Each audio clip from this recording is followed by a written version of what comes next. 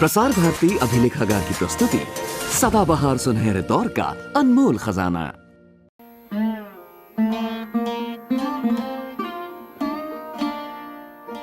Professor Rabindranath ओझा का जन्म बिहार के बक्सर जिले के बड़का सिंघनपुरा गांव में 17 दिसंबर 1932 में हुआ था। प्रोफेसर रविन्द्रनाथ ओझा का सारा जीवन सादगी से भरा रहा। वो सादा जीवन और उच्च विचार के मूर्त रूप थे। एक सहज व सरल व्यक्तित्व जो मानव संवेदना और समाज सेवा की भावना से ओतप्रोत था।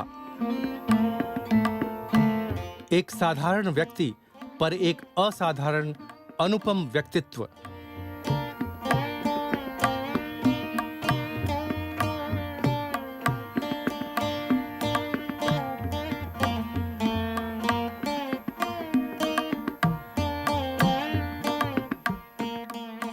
रविन्द्रनाथ ओझा की मां का नाम देवमुनि देवी और पिता का नाम सिद्धनाथ ओझा था और जीवन संगनी राधिका देवी।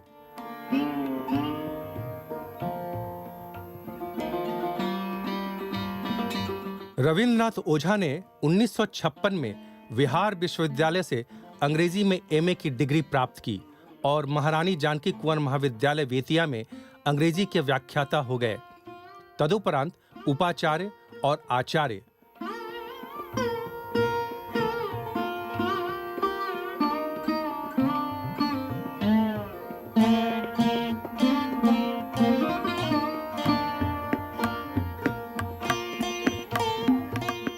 आचार्य के रूप में 1993 में सेवानिवृत्त हुए।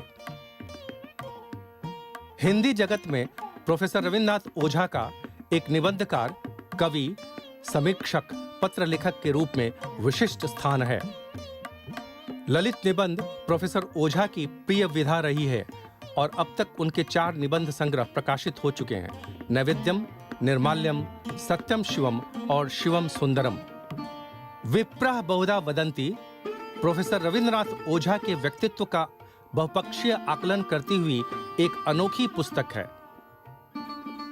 अंग्रेजी विभागाध्यक्ष पद से सेवानिवृत्ति के अनंतर उन्होंने रेल मंत्रालय तथा विधि और न्याय मंत्रालय की हिंदी सलाहकार समिति के मनोनीत सदस्य के रूप में 3 वर्षों तक अपनी महत्वपूर्ण सेवाएं समर्पित की हैं। विभिन्न संस्थाओं द्वारा सम्मानित प्रोफेसर ओझा प्रखर एवं ओजस्वी वक्ता के रूप में चर्चित एवं प्रशंसित रहे हैं। सक्रिय गांधीवादी समाज सेवी प्रोफेसर ओझा ने शिक्षकों तथा विद्यार्थियों के अधिकार और कल्याणार्थ सर्वदा सक्रिय रहकर अनेकों बार आमरण अनशन भी किया।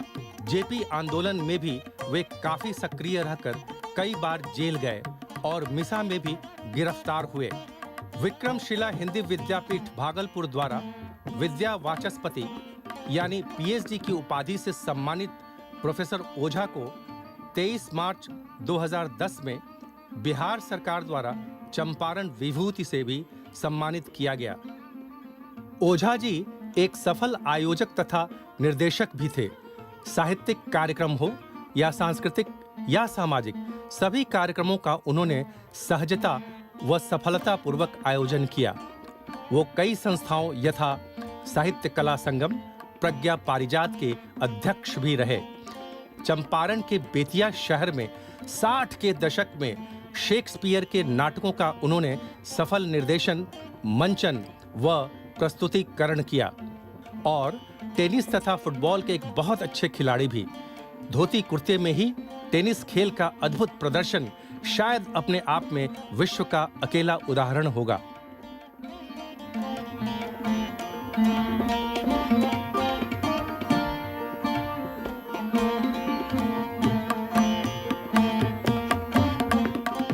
अब आइए मिलते हैं प्रोफेसर रविन्द्रनाथ ओझा से। आपने जो निबंध पुस्तकें लिखी जैसे निर्माल्यम, नैवेद्यम, सत्यम शिवम और शिवम सुंदरम, इनका शीर्षक संस्कृत शब्द से है, तो इसका क्या कुछ खास कारण रहा? देखिए, यह तो संस्कारगत है, मतलब कि हम संस्कार के स्तर पर ही कुछ उदात्त भावनाओं से, विचारों से जुड़े हुए हैं और जिसमें मैं समझता हूँ कि जितनी भाषाएं हैं उसमें अगर देववाणी कही जाती है संस्कृत, तो इसका कोई कारण है। चेतना का जो उच्चतम धरातल है, जो उच्चतम स्तर है, उससे जो विचार उद्भूत होते हैं या जो भावनाएं, जो औदात्य अभिव्यक्त होता है, वह केवल संस्कृत ही में अभिव्यक्त हो सकता है। तो जो एक आस्तिकता है, एक पवित्रता का भाव है, एक शुभ्रता का भाव है, यह सब संस्कृत से ही प्रकटित होता है।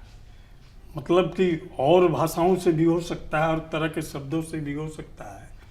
तो हमारा जो लेखन है वो औदात्य से जुड़ा हुआ है, विराट से जुड़ा हुआ है, एक मतलब सनातन सत्य से जुड़ा हुआ है।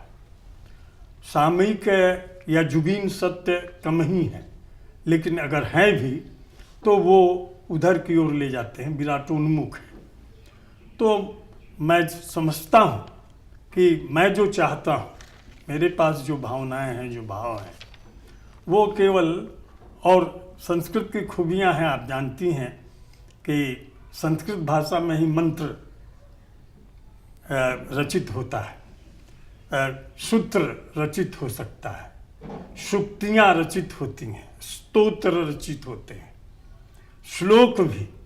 तो कहने का मतलब है कि संस्कृत के शब्दों में कुछ ऐसी ध्वनियाँ हैं, ध्वन्यात्मकता है, और एक कहेंगे कि एक अर्थ की लहरियाँ हैं, भाव की लहरियाँ को प्रकट करते हैं। ये दूसरी भाषा में संभव नहीं है। इसलिए, और दूसरी चीज़ है कि हम एक व्यक्ति रूप में अपने को देखते हुए हम चाहते हैं कि हमारा जो सृजन हो वो विराट को समर्पित हो, हमारा जो अर्घ्य हो वो विराट के प्रति हो, हमारा जो लेखन हो। तो शब्द भी उसी तरह के हैं, केवल संस्कृत के ही शब्द नहीं, शब्द भी उसी तरह के हैं। नैवेद्यम या निर्माल्यम, जो प्रार्थना से संबंधित हैं, जो अनंत के प्रति, जो असीम के प्रति या ब्रह्म के प्रति जो आपका एक अटूट श्रद्धा है या लगाव है, वो प्रकटित करते हैं। इसीलिए मैंने जानबूझ करके, और कुछ निबंध संग्रहों का नाम तो है ही, शीर्षक तो है ही से, कुछ निबंधों का भी नाम मैंने संस्कृत में ही दिया है। जैसे ब्रह्मी बेलायाम शुकर दर्शनम, चाहे कुछ पंक्तियाँ मैंने वैसे ली हैं, जैसे माम एकम शरणम ब्रज योगक्षेमम वहाम्यम, या ऐसा है कि क्या कहते हैं कि काव्ये सुहीना पशुभि समाना नाहम बसामी बैकुंठे। तो ये सब जो चीज़ें हैं किसी भाषा में व्यक्त हो सकती हैं, लेकिन वो भाव, वो ध्वनि, या वो जो हमारे भीतर जो है, या हम जो प्रकटित करना चाहते हैं अपने पाठकों के सामने, वो नहीं हो पाएगा उतनी दूर तक जितनी दूर तक हम चाहते हैं। आपकी नज़र में ललित निबंध क्या है? देखिए, हम अंग्रेजी के प्राध्यापक रहे हैं, और ऐसा कुछ हो जाता है किसी का किसी के प्रति, विधा के प्रति ज़्यादा आकर्षण होता है।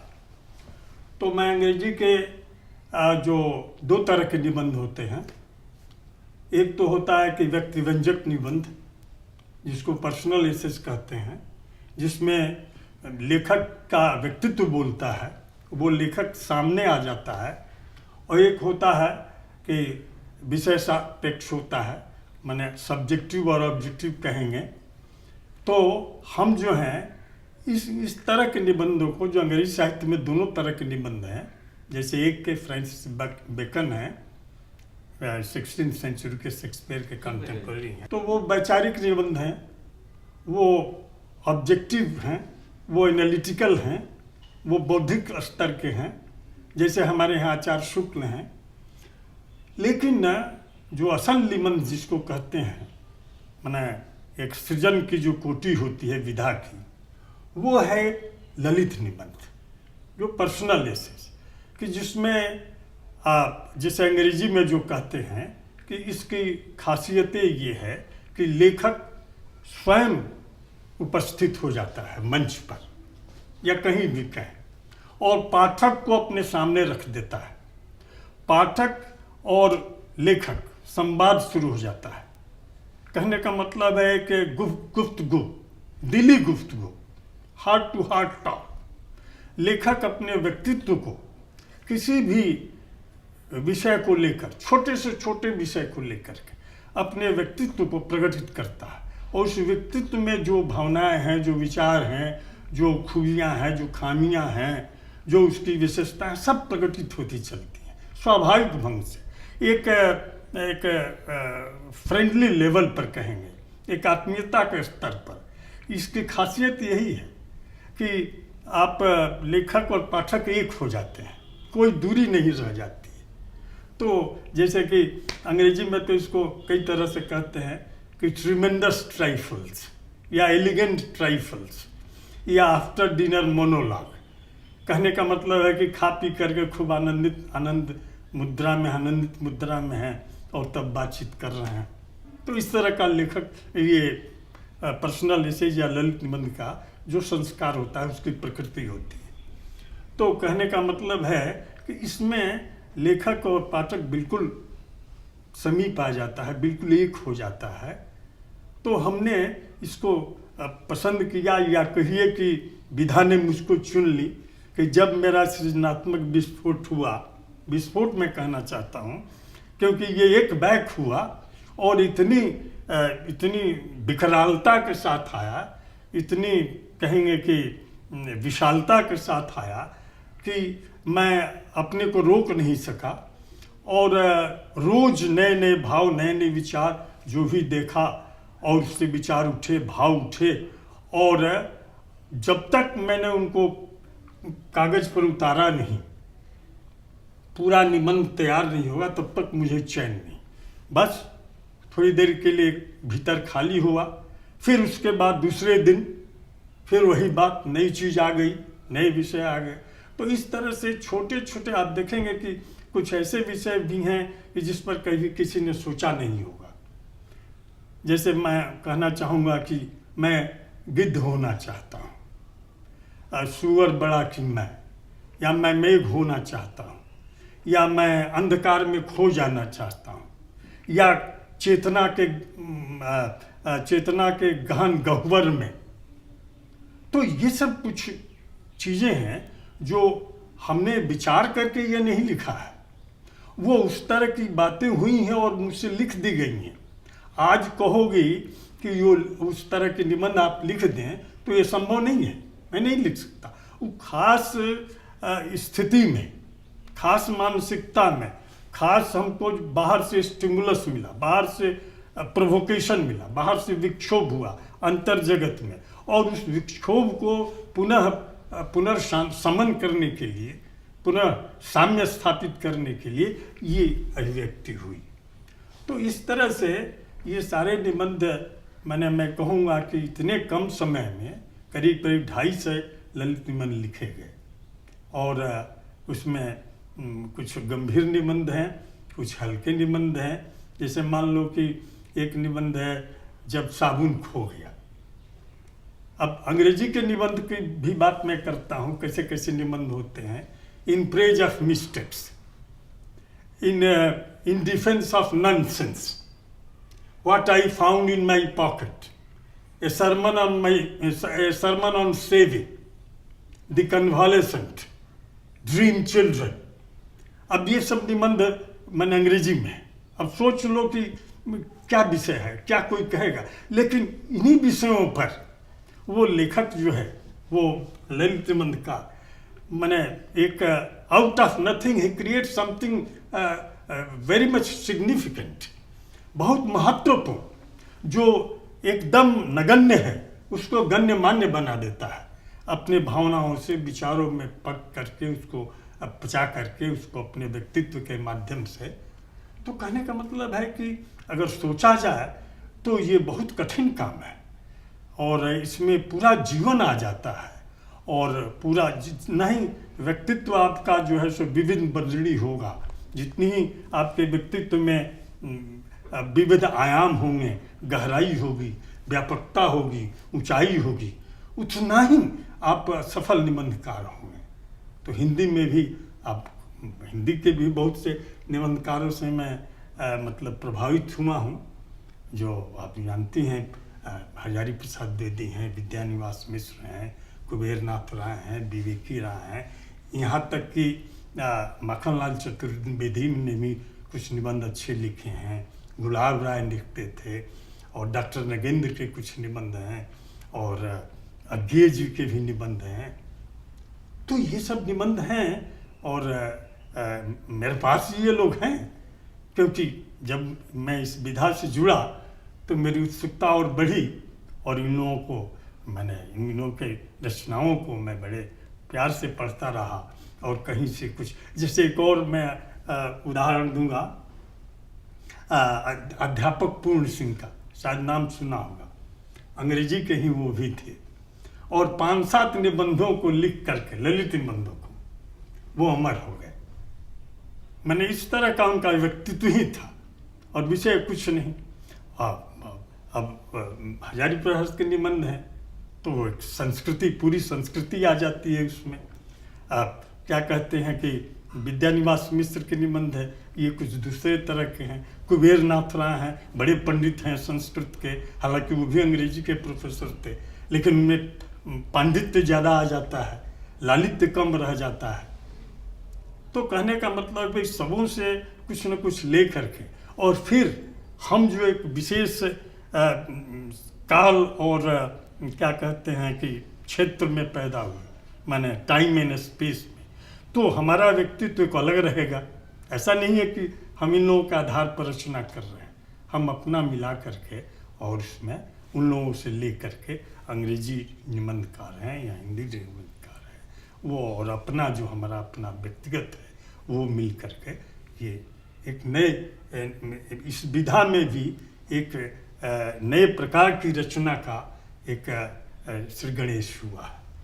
आपकी कविताओं में मानव मूल्य, प्रकृति, संघर्ष और श्रृंगार भी है। आपकी नज़र में इसके अन्य पक्ष क्या हैं?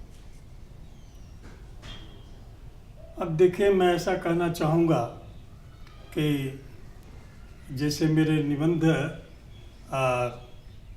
कोई सोचे समझे तरफ से, कोई योजनाबद्ध रूप में नहीं लिखे गए, उसी तरह से कविताओं का भी जो जन्म हुआ अकस्मात हुआ। अब जो जिस तरह की भाव मुद्रा आई, जिस तरह के भावों की पकड़ में हम आ गए, उसकी अभिव्यक्ति अनिवार्य जब हो गई, तो मैंने काव्य की रचना की, कविता की रचना की, भोजपुरी में की, हिंदी में की। मेरे जीवन से संबंधित जितने अनुभव हैं, अनुभूतियाँ, जितने भाव मेरे भीतर आए हैं, जब उनकी अभिव्यक्ति होती गई है। मूलतः मैं बताना चाहता हूँ कि दर्शन से जुड़ा हूँ, मूलतः मैं संस्कृति से जुड़ा हूँ, मूलतः मैं सनातन सत्यों की खोज से जुड़ा हूँ।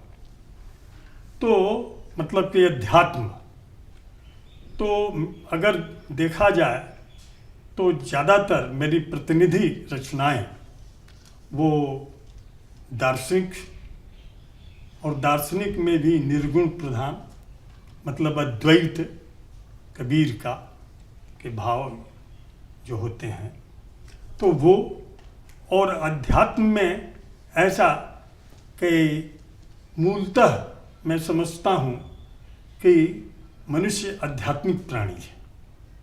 वो जरूर भौतिकता के लिबास में आ जाता है, शरीर ग्रहण करता है और शरीर के माध्यम से काम करता है, लेकिन मूलतः वह मतलब आध्यात्मिक प्राणी है। अध्यात्म से उसकी वो मतलब जुड़ा हुआ है। अब ये समझने की बात है कौन कब कैसे इसको समझ पाता है कि मैं शरीर नहीं हूँ, मैं मन बुद्धि नहीं हूँ, मैं अहंकार नहीं हूँ, मैं आत्मा हूँ, और आत्मा सनातन है, वो अजन्मा है, वो कहीं मरता नहीं है, और वह परमात्मा का अंग है। तो ये जो हम ये एक सिलसिला हमारा शुरू होता है कि ये जो लिबास है या शरीर है ये बाह्य हमारा रूप है और असल हमारा जो है वो आत्मा का है।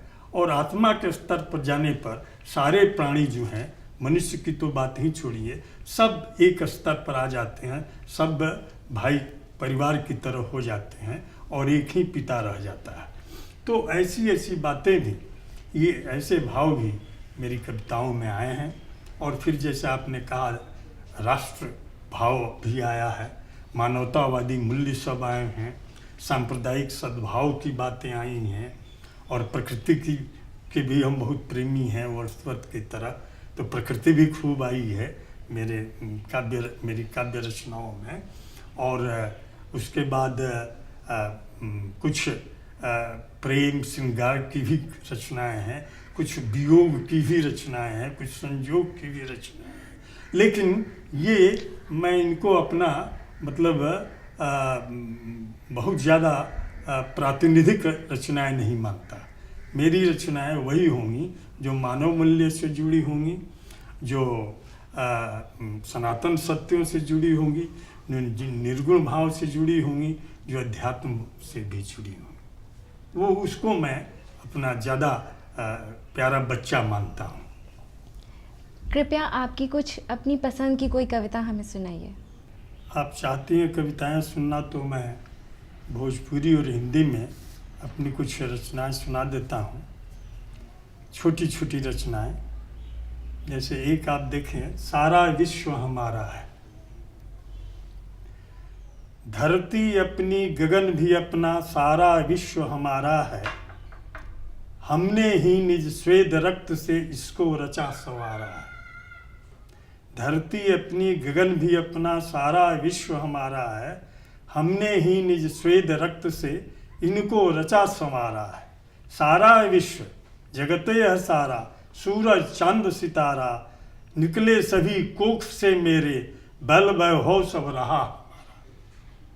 सारा विश्व जगते है सारा, सूरज चांद सितारा, निकले सभी कोख से मेरे, बल वैभव सब रहा हमारा।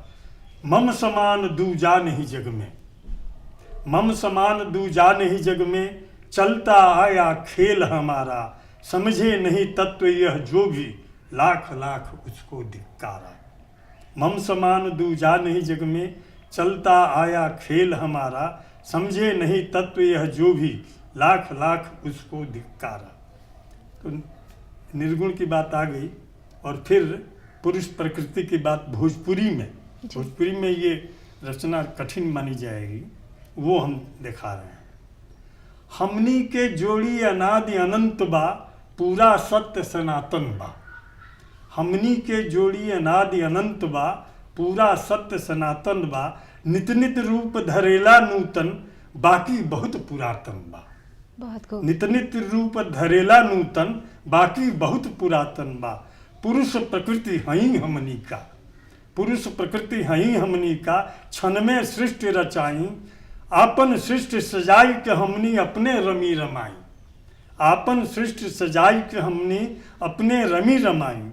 कहीं हमनी कुछ ना करने, कहीं हमनी कुछ ना करनी, ना कुछ कर्म कमाई, बैसल काम भैल रे बचवा, देख जगत सुन राई। वाह वाह, बहुत खूब। कहीं हमनी कुछ ना करनी, ना कुछ कर्म कमाई, बैसल काम भैल रे बचवा, देख जगत सुन राई। सुर नर नाग गंधर्व किन्नर गण, जा पर रहे लुभाई। सुर नर नाग गंधर्व किन्नर जन गण, जा पर रहे लुभाई। जतने चाहस निकसी जालू से, जतने चाहस निकसी जालू से, और उलझाई। जे जगती के जानल साचो, जानल माया ह परिछाई। जे जगती के जानल साचो, जानल माया ह परिछाई। उहे गईल जगती के ऊपर, त्रिगुण के उतराई। एक तत्व व्यापित, एक तत्व व्यापल सगरो, एक तत्व व्यापल सगरो, माया भूत भगाओ रे भाई। हम ही हैं सर्वे सर्वा, हम ही हैं आपन साई। बहुत एक तत्व व्यापल सगरो, माया भूत भागल रे भाई। हम ही हैं सर्वे सर्वा हम ही हैं आपन साईं।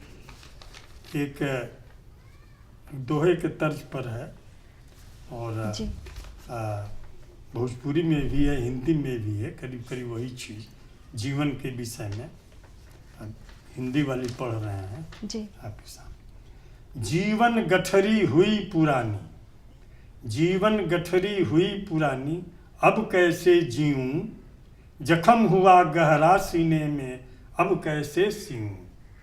जीवन गठरी हुई पुरानी, अब कैसे जीऊं, जख्म हुआ गहरा सीने में, अब कैसे सीऊं। जीवन है यह गजब पेचीदा, कैसे जीऊं रे मेरे भाई। जीवन है यह गजब पेचीदा, कैसे जीऊं रे मेरे भाई। बार बार समझन चला, बात समझ नहीं आई। पता नहीं जीवन क्या है, बात समझ नहीं आई। पता नहीं जीवन क्या है, बात समझ नहीं आई। कभी भाव से भरा हृदय है, कभी अभाव की गहरी खाई। कभी भाव से भरा हृदय है, कभी अभाव की गहरी खाई। धूप छाँव की आँख मिचौनी, कभी सुबह उजियाली। धूप छाँव की आँख मिचौनी, कभी सुबह उजियाली। जीवन भी कुछ खूब गजब है, विष अमृत की प्याली। कभी दुखों से पीड़ित बोझिल, कभी दुखों से पीड़ित बोझिल, कभी सुखों से मतवाली। अंध अंधेरा जड़ित तड़ित हम, स्नेह सिक्त उजियाली। कभी परमारथ प्रेरित हम, कभी परमारथ प्रेरित हम। कभी धन ही देत दिखाई, कभी वैराग्य विवेक जागरित। कभी विषय मन रहे लुभाई, कभी वैराग्य विवेक जागरित। कभी विषय मन रहे लुभाई। तो जीवन गठरी हुई पुरानी, अब कैसे जीऊं, जख्म हुआ गहरा सीने में, अब कैसे सीऊं। जीवन गठरी हुई पुरानी, अब कैसे जीऊं, जख्म हुआ गहरा सीने में, अब कैसे सीऊं।